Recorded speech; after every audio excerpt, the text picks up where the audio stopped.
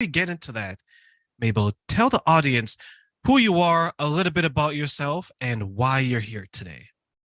Okay, so I am Mabble Munyimani, and I'm a parent, family strategist, family coach, and educator. And I help moms and families really honing into their parenting just to focus on the strengths of their children instead of what is wrong with their children, instead of where to fit their children in. And I'm here just to have this conversation with Terrain and just talk about how strength-based parenting has helped me. And hopefully I can give some insight to some moms and parents who might be in a similar journey as I was when I discovered strength-based parenting. Perfect. To the mothers out there, are you guys ready? Because she's about to give you some strength to begin your strength-based training. So what is, for those who don't know, strength-based training, and what does that entail, Mabel? Yes, so strength-based parenting is when parents or families mainly focus on the strengths of their children and the strengths of the parents, mainly to focus on just highlighting, celebrating, and promoting the strengths in their children so that they know what they're good at, and so that they know the idea is to just really promote that and help that drive the center of their lives is focused instead of focusing on the weakness of the children. So the idea around it is, what are you good at? What are you passionate about? What are you interested in, right? And we use that to really grow. So we use that in everything within the child, might be in education, might be in training, in discipline. It's really the center of what you do towards parenting. And when you speak about that, it sounds like, at least to me, and I don't have children, so to the parents out there, I mean, no disrespect, please don't blow up my car or anything like that. But it sounds like something that we pretty much should be doing anyways. But sometimes that's not always the case, right, Mabel? So how did you get involved in this type of parenting for your children? Yes, and that is true. We would think it's what we do, but sometimes we tend to fall on the other side of fault finding. We are by nature default fault finding people. We want to focus and try to fix our weaknesses and our limitations. And that's not just in parenting, that's just a human default. You will know what you're really weak at. Everybody knows what they're really weak at, what their limitations are. And the natural instinct is to try to fix this up, try to make myself better in this actual weakness. But then the science behind it is that you can't fix a weakness. You can manage it, but you can't grow a weakness. You can't develop a weakness. You can only manage it. And I came across this when my first son was in school. He was about 6 years of age. And in school, he had school problems because he was particularly good at something, right? So my son is very active, very boisterous. And I think it's a common trait for boys. Young boys have got a lot of energy, boisterous, and girls can also fall within this criteria. Very boisterous, very energetic. He loved to compete. He loved to win, very driven, right? And first in class, he had the challenge that the teacher was saying, oh, he's very distracted. He's very disruptive. He disturbs other kids doing their work. So I sort of asked the teacher, well, how is his school performance, right? And she goes, no, he's fine. He does his work pretty quickly. You put his hand up because he's finished his work quickly. I will give him some more work. And then he does that quickly again. And that's when he starts messing about because he's finished his work and the kids are still working. And he said, actually, he doesn't sit still for long periods of time. So I would suggest that moving to the next term that we introduce a behavioral plan to teach him to sit down for longer periods of time. I was like, oh, okay. And this is what I talk about with parents and especially moms. Pay attention to the things that won't sit properly with you. For me, it was like behavioral plan to help my child to sit longer. I'm like, okay. And we sort of agreed with it because I'm a first-time mom then, right? So, and I believe she's the expert. Okay. So we sort of, signed up to this with him. And so at the same time with his PE teacher, my son would come home and say, I'm winning the races, mom, I'm really good. And we're like, okay, well done, right? And it came every week about this and he said, I'm winning, I'm doing well. I said, okay, well done. But then he would say something like, my teacher's putting me further and further away back from the other kids at the starting line. I said, okay. And he'd come back the following week, she put me further away. I was like, oh, okay. So me and my husband love sports. We're crazy sports fanatics. We watch Olympics, we watch anything. My husband watches anything sports. And we watch the Olympics and we love Usain Bolt, right? And we know Usain Bolt is likely going to win the race, right? But it starts at the same starting point as everybody else. Right. So we sort of say, so what's this what's the method behind the teacher's method to put my son further away from everybody else? So during the parent-teacher interview, I was like, oh, no, I just want to be on the same page. I want to understand the message behind what you're promoting with my son when you keep putting him further and further way back. And she said, because my son wins a lot, so he's starting to make the other kids feel bad.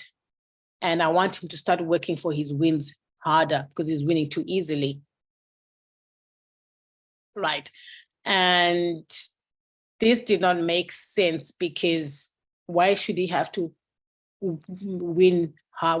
Why should he have to work harder to make his win? Right. And if you're discouraging my son at the expense of other kids, because she said he's winning too much, he's starting to make the other kids feel bad. So now she's discouraging my child at the expense of other children, right?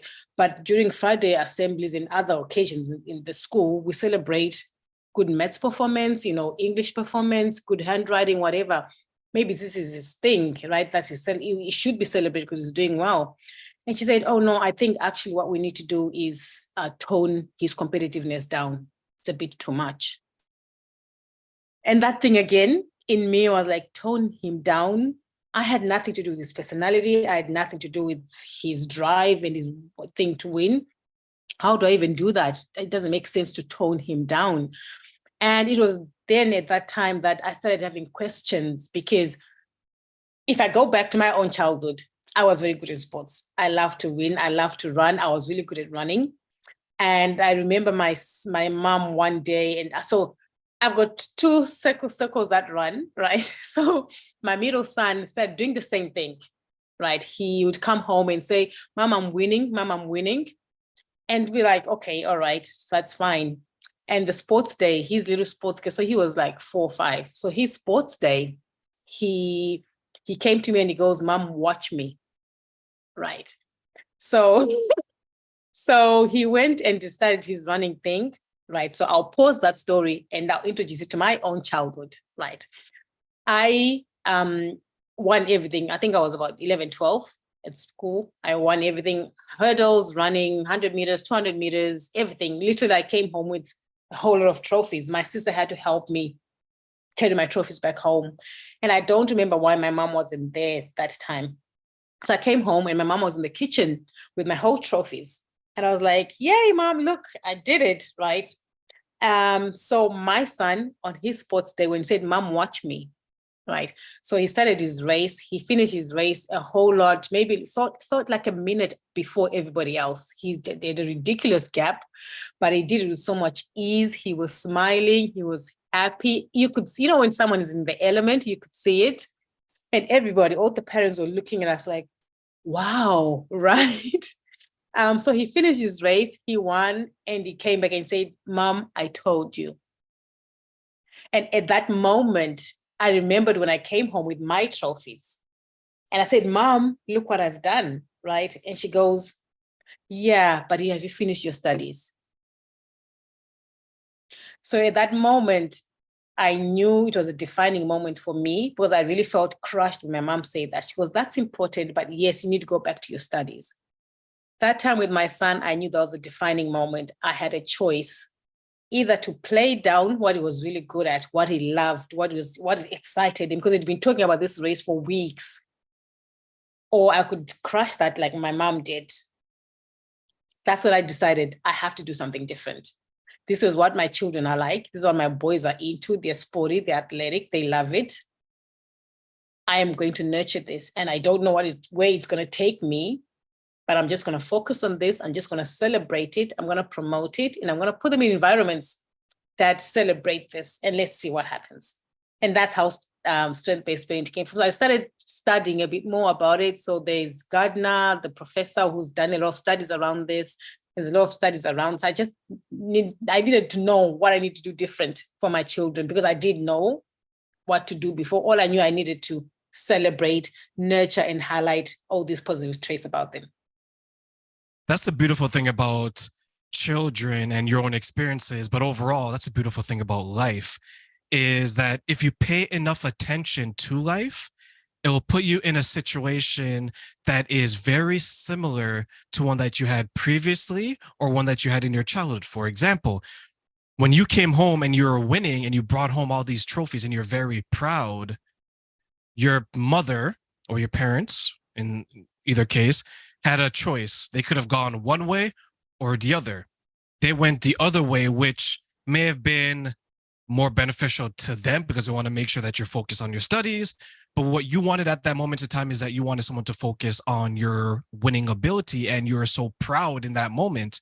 And maybe your mother was in a similar situation when she was a kid, and then her mother, your grandmother, did the same thing. So it's learned behavior. But you, right, on the other hand, was able to say, hey, I remember what I felt like. Although studies are important, knowledge is important, I wanted to have someone, my mother, acknowledge me in that moment. And I went through something similar as an adult, where I used to give a lot of speeches at work. And what I would do, Mabel, is I would try to get to know my employees and the people around me very well. So anytime they accomplish something, I would say, and I'll use you as an example, Mabel, you did an amazing job today raising your children, because I remember a time where you were your child's age and you wanted your mother to say, great job, and you didn't get that. But today, this is me taking opportunity to tell you as an adult, great job, Mabel. And I used to do that with my employees. And then somewhere along the line, someone started to feel very similar to the children in the class of your son. They started to feel like they weren't good enough because they weren't, quote unquote, winning or able to compete when it came to those things. So similar to the teacher now, one of the bosses came in and said, hey, you need to stop doing that because it's making other people feel bad. So although it's something that we talk about children go through, I think adults go through it as well. We just don't recognize it because we're thinking, okay, yeah, maybe that's right. It doesn't really, it's not a big deal, but it is a big deal. So Mabel, looking back, how big of a deal was it for you to acknowledge your son in the way that you want to be acknowledged when you're in his position as a child? I think it's a deal breaker. I think if instinctively we all know what we're good at, and eventually you begin to tell yourself that it's not, depending on what your environment tells you, right? So in my scenario, growing up, eventually it fizzled out. It didn't matter if I was good at running. It didn't matter that I loved to compete. It didn't matter eventually. And that's the conditioning we need to be careful about, that we're so focused on fitting in. We're so focused in our children playing down and not making too much noise and too much attention, but you're crushing that spirit. You're crushing the potential that is in that child, and you're crushing the possible future of that child, whatever that looks like, because their strengths are the determining factor of whatever they're going to be in life. So I didn't get that. And sadly enough, it took me another 10 years out of adulthood to now figure out what my strengths are, what am I good at. So eventually you do come back to it, but it takes a whole lot of awareness, a lot of unlearning, and then a lot of learning again. So you use a lot of confidence in the process, and then you have to try to refine and rediscover yourself again. And I think what I have at the center of attention for my boys, I want to cut down or eradicate that experience of unlearning. I just want them to know that they're really confident in who they are. They've already got everything they need for life. And it's my job as a parent, and I believe it's the job of every parent to really find out what spearheads their child, because I believe your character, your temperament, your personality are the driving force for the person. And I don't think those things are random. we're given those things to spearhead wherever we're meant to be. You know, people say oh, the child is very driven, a child is very strong-willed. We've got names, we've got these labels for our children, but it's just their thing that drives them to wherever they're meant to be. And I think if it's crushed down, then we're wasting time trying to figure ourselves out as adults. It takes us longer to find our spaces, to find our geniuses, and really market and leverage that whatever you're going to be in life. So I think we need to cut all that out, stop trying to fit in, because that skill, whatever they have, is where their genius zone is. It's where they are meant to function, but we're crushing that too early before our child even knows what it is. And that's the problem. We label kids even when they don't need those labels. It's just something that we need to nurture and develop. And I think that's the center of everything. For those who are watching on Facebook and YouTube and my social media, please follow and share. And don't forget to subscribe to make sure you see more amazing interviews like the one with my new best friend, Mabel. And we will be back